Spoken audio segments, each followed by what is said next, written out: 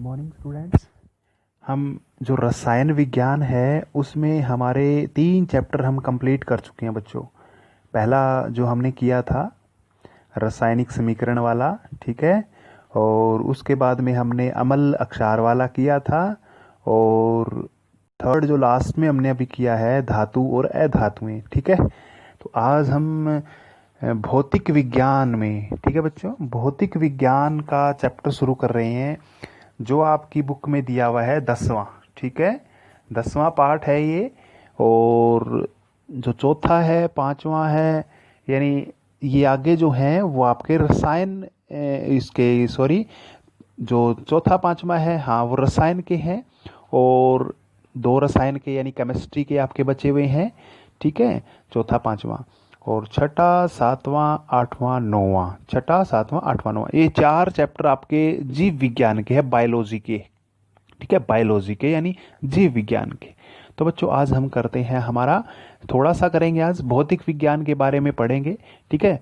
और मैं आपसे ये गुजारिश करता हूँ कि जो पीछे के जो आपने नोट नहीं किए हैं वो साथ साथ नोट करते रहें बच्चों, क्योंकि देखो अब मैं बिल्कुल आपको धीरे धीरे करवाऊंगा, ठीक है, थोड़ा थोड़ा करवा के, ताकि आप पीछे का भी पूरा कर सको, ठीक है। तो आज हम शुरू करते हैं भौतिक विज्ञान का 10वां पाठ, जिसका नाम है प्रकाश, और प्रकाश का परावर्तन और अपवर्तन हम पढ़ेंगे। ये 8वीं 9वीं में थोड़ा बहुत पढ़ा हुआ है, उससे संबंधित ही आज मैं कुछ करवाऊंगा, ठीक है, ज़्यादा एक्स्ट्रा 10वीं का नहीं करवाऊंगा मैं इसमें, ठीक है। देखिए सबसे पहले तो समझिए बच्चों कि प्रकाश क्या होता है। ऊर्जा का वह रूप होता है जो वस्तुओं को देखने में हमारी सहायता करता है। जैसे बच्चों मान लीजिए आप किसी अंधेरे कमरे में जाते हो और कोई वस्तु वहां पर पड़ी हुई है, तो आपको वो वस्तु दिखाई नहीं देगी। क्यों नहीं दिखाई देगी? क्योंकि जब तक उस वस्तु के ऊपर प्रकाश नहीं पड़ेगा तो वो वस्तु आपको दिखाई नहीं देगी। इसलिए जो प्रकाश है, प्रकाश आपको वस्तुओं की देखने में सहायता करता है। ये ऊर्जा का ही एक रूप होता है, ठीक है। इसके गुण क्या होते हैं बच्चों? प्रकाश एक सीधी रेखा में गमन करता है हमेशा, यानी आप जब भी कभी सुबह सुबह जब खिड़की से देखते होगे तो प्रकाश जो है बिल्कुल सीधी रेखा में, ये टेढ़े मेढ़ी कोई रेखा नहीं होगी, ठीक है। जैसे हवा चलती है, हवा इधर उधर चलती है, लेकिन प्रकाश हमेशा सीधी रेखा में गमन करता है, ठीक है। और प्रकाश को गमन के लिए यानी संचरण के लिए किसी माध्यम की जरूरत नहीं होती बच्चों। जैसे मैं अभी बोल रहा हूँ, आप वो सुन रहे हो, वो सुन क्यों रहे हो? क्योंकि आवाज यानी जो साउंड एनर्जी है, ध्वनि ऊर्जा है, उसको माध्यम की जरूरत है बच्चों।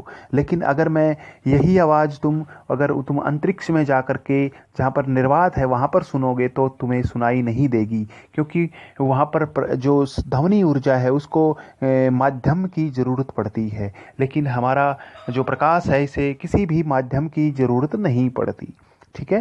क्योंकि सूरज का प्रकाश है, सूरज का प्रकाश हमारा धरती के ऊपर आ जाता है, क्योंकि उसको किसी माध्यम की जरूरत नहीं पड़ती। अगर कोई माध्यम हो तो भी तो अंदर से जा सकता है, लेकिन ये नहीं है कि उसके लिए जरूरी नहीं है कि माध्यम भी हो, ठीक है। अगर सूर्य की, मान लो सूर्य जो है वहां से आवाजें निकलती, सूरज भी आवाज निकालता, तो हमारे पास वो आवाज नहीं निकलती, क्यों नहीं सुनेगी? क्योंकि उसको माध्यम की जरूरत है आवाज को, और वो आवाज कैसे सुनाई देगी? नहीं सुनाई देगी, ठीक है। नेक्स्ट, प्रकाश की जो चाल है वो निर्वात में सबसे ज्यादा होती है, याद रखना है बच्चों। जहां पर वायु नहीं होती उसको निर्वात बोलते हैं। जब प्रकाश किसी सतह पर गिरता है तो ऊपर वाला रह गया। प्रकाश की जो गति है वो याद रखना है, चाल जो है वो है 3 गुणा 10⁸ मीटर पर सेकंड, बहुत तेज होती है बच्चों, ठीक है। जब प्रकाश किसी सतह पर गिरता है तो निम्नलिखित घटनाएं हो सकती है। मतलब जब कोई भी प्रकाश कहीं भी गिरता है तो किस तरह से हो सकता है? तो 3-4 चीजें हम पढ़ेंगे। परावर्तन हो सकता है उसका, हम पढ़ेंगे। अपवर्तन हो सकता है, अवशोषण हो सकता है। ये चीजें अब हम पढ़ेंगे बच्चों, ठीक है। आप 3 चीजें इसके साथ हो सकती है। देखो मैं बता देता हूं थोड़ा थोड़ा। तो परावर्तन का मतलब ये होता है कि उसका मुड़ जाना, जैसे शीशे से कांच से टकरा करके वापस आ जाती है ना। अपवर्तन का मतलब है उसके अंदर चला जाना, जैसे पानी में प्रकाश की किरण जाती है तो वो मुड़ जाती है ना, तो वो उस तरह से। अवशोषण यानी पूरी तरह से उसका प्रकाश की किरण का अवशोषित हो जाना, यानी वापस भी नहीं जाएगी ना मुड़ेगी, वो अवशोष कर लेगा, कोई भी सतह है, ठीक है। तो चलते हैं आगे। प्रकाश की किरण क्या होती है?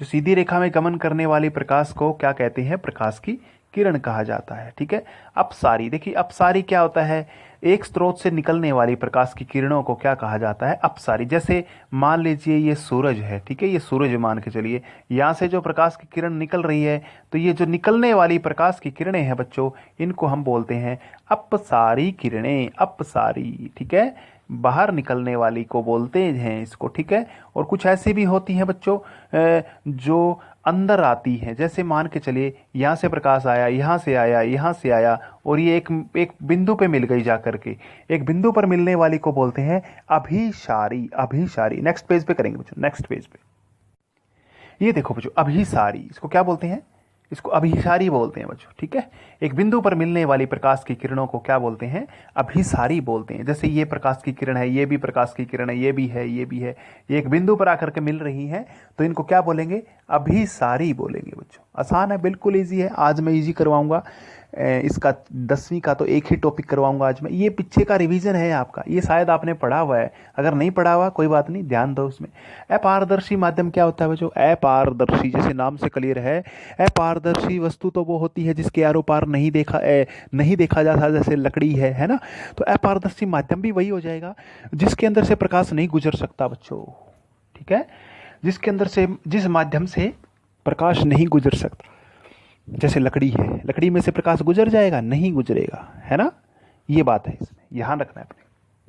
मान लो आपने कमरा है, आपके घर में कमरा है, वो बंद कर दिया, बिल्कुल कमरा बंद कर दिया, खिड़की जंगले सारे बंद कर दिए, क्या आपको अंदर कोई चीज नजर आएगी, नहीं, अंधेरा हो जाएगा, क्योंकि प्रकाश क्या है, प्रकाश किसी माध्यम यानी कहने का मतलब है अपारदर्शी माध्यम में गुजर नहीं सकता, क्योंकि दीवार हो गई और चीज हो गई, तो उससे कैसे अंदर जाएगा, जाएगा ही नहीं, है ना।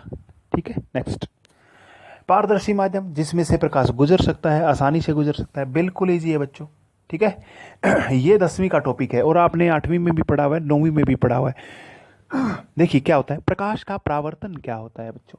जैसे मान के चलिए, जब कोई प्रकाश की किरण है किसी चमकीली या पॉलिश किए हुए तल से टकराती है, मतलब चाहे वो चमकीला है, जैसे धातु वगैरह होती है, मेटल होती है ना, कोई भी धातु है, उसके ऊपर टकराती है, चमकीली होनी चाहिए फिर। ठीक है, या फिर पॉलिश की हुई, यानी उसके ऊपर पेंट किया हुआ हो। ठीक है, या शीशा कह सकते हैं, मिरर, दर्पण कह सकते हैं। दर्पण क्या होता है, आपने देखा है अपने घरों में दर्पण है, उसके पीछे वाली साइड में पॉलिश किया मिलेगा बच्चों, क्या मिलेगा, पॉलिश किया हुआ। वो वहाँ से अगर वो पॉलिश ना हो तो आरो पार देख सकते हैं उसके अंदर, वरना पॉलिश कर देंगे तो हमें अपनी परछाई नजर आती है उसमें। ठीक है बच्चों, समझ में आ गया, बिल्कुल ईजी है।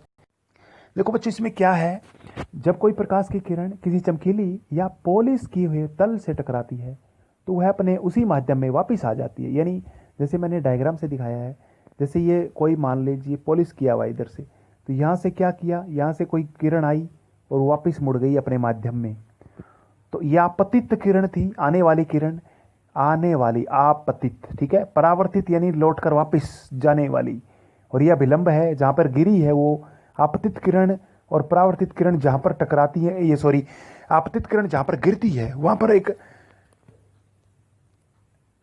अभिलंब बना सकते हैं हम यहाँ पर, अभिलंब। ठीक है, क्या बनाएंगे बच्चों, अभिलंब बनाएंगे। ठीक है, तो ये आसान था, इसे ही प्रकाश का क्या कहते हैं, परावर्तन कहते हैं बच्चों। प्रकाश परावर्तन का नियम आपने पढ़े हैं, परावर्तन के नियम 8वीं में पढ़े हैं, 9वीं में पढ़े हैं, मैंने आपके लिए छोड़े हैं बच्चों। ठीक है, अगर आपको कोई समस्या है इसके नियमों में तो आप मुझे मैसेज करोगे। ठीक है, वरना ये नियम पढ़े हैं, आपको बताना है कि परावर्तित किरण का कोण आई, आपतित कोण, परावर्तित कोण बराबर होता है आपतित किरण, परावर्तित किरण और अभिलंब एक ही सतल पर विराजमान होते हैं, स्थित होते हैं।